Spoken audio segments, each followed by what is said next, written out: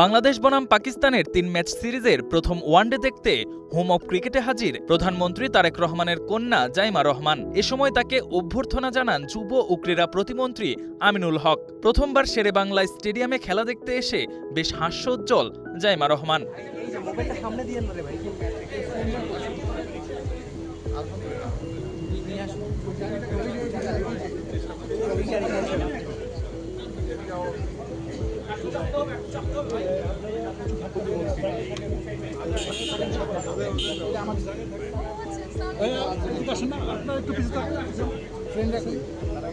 ভাই এটা কে?